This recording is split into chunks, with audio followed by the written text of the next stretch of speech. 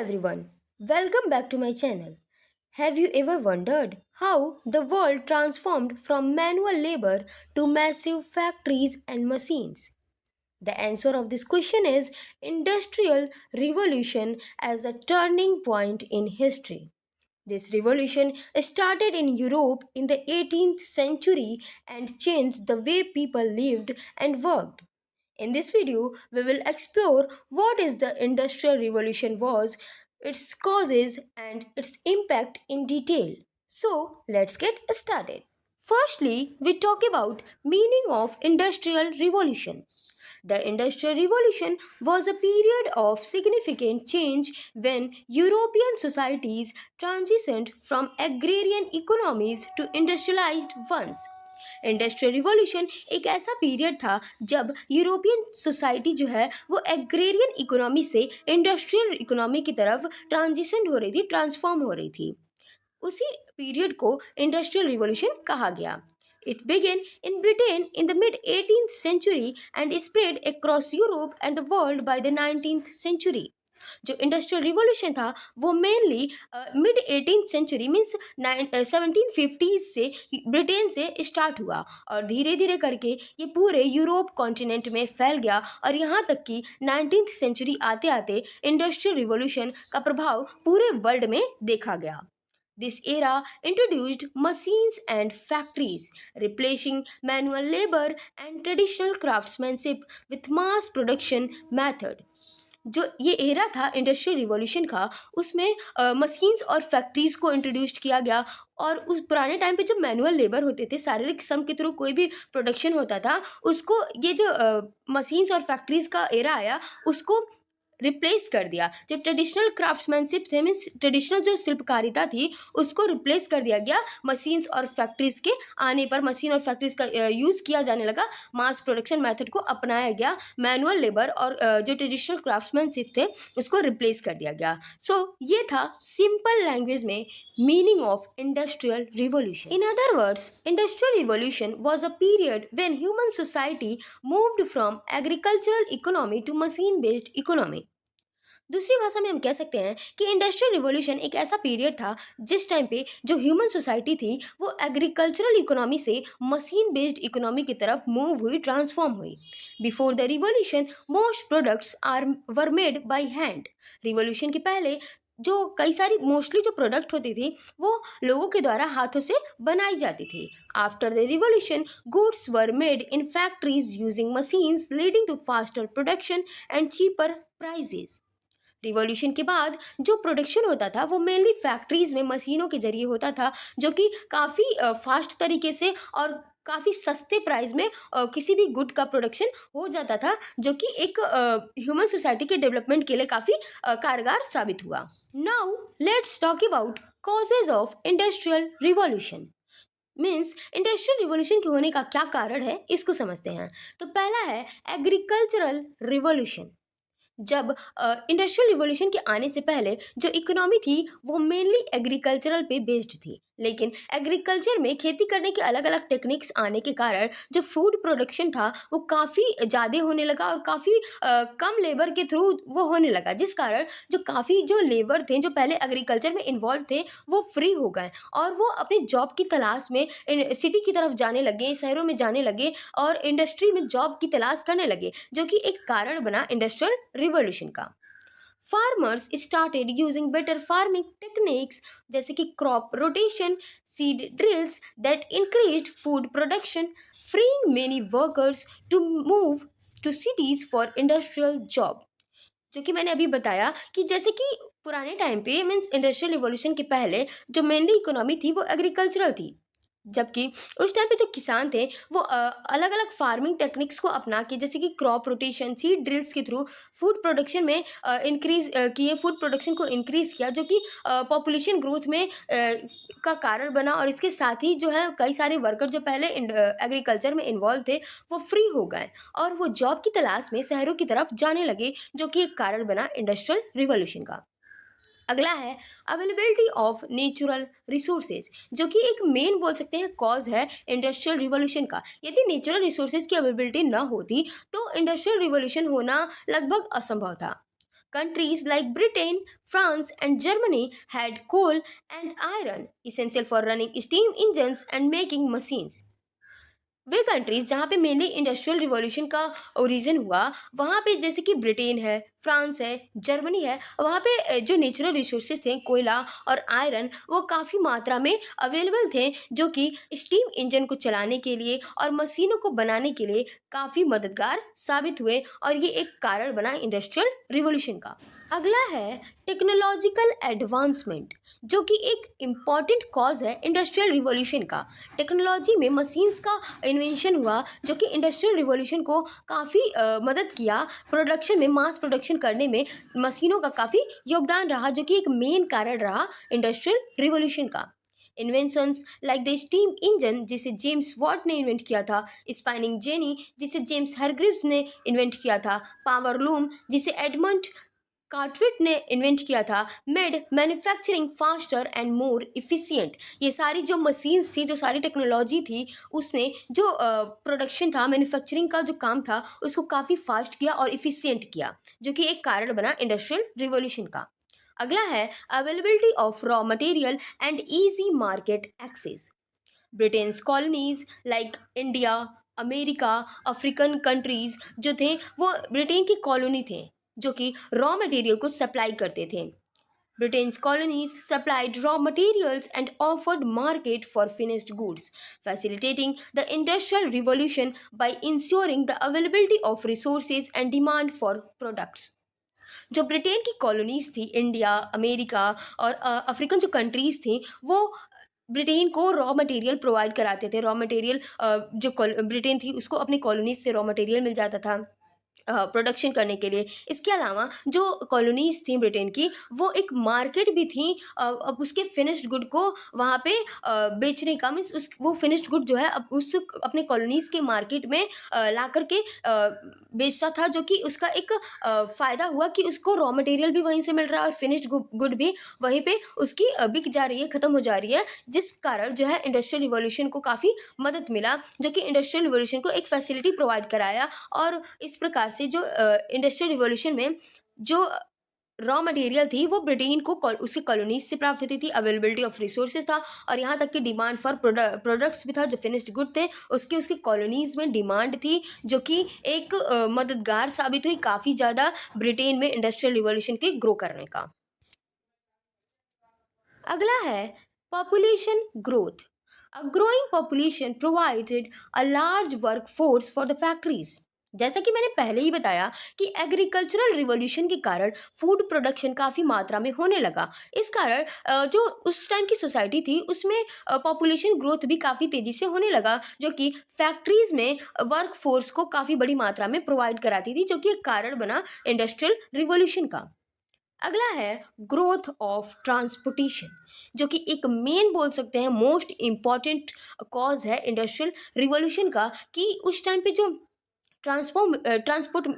Transportation था, उसकी growth के कारण इंडस्ट्रियल रिवॉल्यूशन को काफ़ी मदद मिला अपने जो फिनिश्ड गुड थे उसको कॉलोनीज़ में पहुंचा करके उसको उसकी डिमांड को कॉलोनीज़ की डिमांड को पूरी करना, और यहाँ तक कि अपने फिनिश्ड गुड को वहाँ पे बेचना, और इसके साथ ही जो कॉलोनीज़ थे वहाँ से रॉ मटेरियल को लाना, ये सब जो है पॉसिबल हो सका ग्रोथ ऑफ ट्रांसपोर्टेशन से ही, जिस कारण जो ग्रोथ ऑफ ट्रांसपोर्टेशन है वो एक कारण बना इंडस्ट्रियल रिवॉल्यूशन का।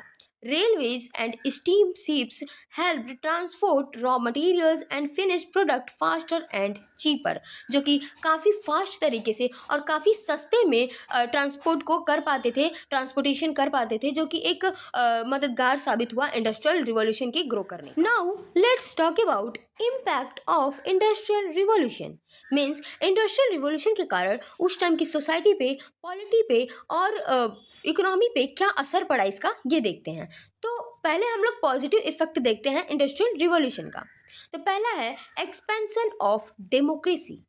इंडस्ट्रियल रिवॉल्यूशन के कारण जो पॉलिटिक्स पे जो असर पड़ा वो था expansion of democracy. The industrial and professional bourgeois section began to fight for a share in the government and succeeded with the passing of historic First Reform Act in 1832. This gave the right to vote to the middle class. Industrial revolution के कारण, professional के कारण जो बुर्जुइस class means बुर्जुइस section आया, means middle class आया, वो काफ़ी जो है उनके पास काफ़ी वेल्दी लोग होते थे और वो गवर्नमेंट में शेयर पाने के लिए फाइट करने लगे गवर्नमेंट से। और जो कि इस कारण जो है पहला हिस्टोरिक फर्स्ट रिफॉर्म एक्ट जो है 1932 को पास किया गया ब्रिटेन की गवर्नमेंट के द्वारा, जो कि उन्होंने राइट टू वोट जो है बोर्जुइस क्लास को प्रोवाइड कराया, जो कि मिडिल क्लास के लोग थे। जिस कारण जो है इंडस्ट्रियल रिवॉल्यूशन का एक इम्पैक्ट पड़ा पॉलिटी में कि वहाँ पे एक्सपेंशन ऑफ डेमोक्रेसी हुआ और वहाँ के लोग जो है गवर्नमेंट में शेयर को मांगे, शेयर को होल्ड किए। अगला है economic growth, mass production, lowered cost, increased goods availability and boosted trade. Means mass production के कारण जो कॉस्ट था, मीन्स प्रोडक्शन में जो कॉस्ट लगता था उस वो कम मात्रा में लगता था। इसके साथ साथ जो गुड्स थे वो काफ़ी मात्रा में अवेलेबल थे और जो ट्रेड होता था वो काफ़ी चीपर तरीके से और काफ़ी फास्ट होता था, जो कि इकोनॉमिक ग्रोथ करने में ब्रिटेन के या फिर जो इंडस्ट्रियल रिवॉल्यूशन के कारण जो भी जो कंट्री थे इफ़ेक्ट हुए, उनकी ग्रोथ में उस कंट्री की इकोनॉमिक ग्रोथ में काफ़ी मददगार साबित हुआ, जो कि एक इकोनॉमिक इफ़ेक्ट है इंडस्ट्रियल रिवॉल्यूशन का। अगला है urbanization, cities grew as people moved for factory job leading to economic hub. जो सिटी थे, शहर थे, वहाँ पे लोग जो है फैक्ट्रीज की जॉब पाने के लिए आते थे, जो कि एक इकोनॉमिक हब बन गया। एक सिटी जो है, सिटी का डेवलपमेंट हुआ, वहाँ पे काफ़ी ज़्यादा क्राउड आने लगी जॉब्स के लिए और वहाँ का जो लाइफ था वहाँ के लोगों का वो भी काफ़ी ज़्यादा चेंज हो गया, अर्बन हो गया। अगला है increased production, factories produced goods much faster and cheaper. Factories में अनेक प्रकार की मशीनों के कारण जो गुड्स होते थे वो काफ़ी तेजी से और काफ़ी सस्ते दामों में प्रोड्यूस्ड किए जा सकते थे, जो कि एक इकोनॉमी पे इफेक्ट है इंडस्ट्रियल रिवॉल्यूशन का। अगला है technological progress, innovation improved transportation like railway, steam ship and communication like telegraph. Means industrial revolution का एक इफेक्ट ये भी पड़ा कि टेक्नोलॉजी में काफ़ी प्रोग्रेस हुआ, इनोवेशन हुए, ट्रांसपोर्टेशन का इनोवेशन हुआ, जैसे कि रेलवे हुआ, स्टीमशिप हुआ, कम्युनिकेशन में इनोवेशन हुआ, टेलीग्राफ आया, जिससे जो है कम्युनिकेशन जो है काफ़ी अच्छे से और काफ़ी चीप मीन्स चीपर वे से हो सकता था, जो कि एक इफेक्ट है industrial revolution. Now let's talk about negative effect of industrial revolution. तो पहला और सबसे मेन बोल सकते हैं इफेक्ट है, नेगेटिव इफेक्ट है इंडस्ट्रियल रिवॉल्यूशन का, poor working condition. Factory work was often dangerous with low long our and low पे। जो फैक्ट्री में काम करने वाले वर्कर्स थे, उनकी जो है काफ़ी ख़राब हालत थी और उनका जो वर्किंग कंडीशन था वो काफ़ी डेंजरस था। इसके साथ साथ उन्हें कम जो है वेजेस पे किए जाते थे और उनसे जो काम है वो काफ़ी ज़्यादा देर तक मीन्स काफ़ी घंटों तक, लॉन्ग घंटों तक कराया जाता था और उनके जो वेजेस थे वो काफ़ी कम पे किए जाते थे, जो कि एक नेगेटिव इफेक्ट है इंडस्ट्रियल रिवॉल्यूशन का। अगला है urbanization and over crowding, cities grew rapidly leading to overcrowding, pollution and poor sanitation।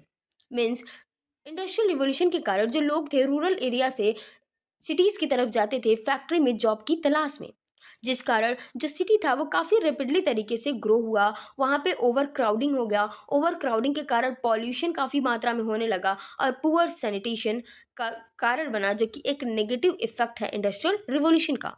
अगला है सोशल इनइक्वालिटी, ये भी एक नेगेटिव इफेक्ट है इंडस्ट्रियल रिवॉल्यूशन का। The gap between rich and poor widened.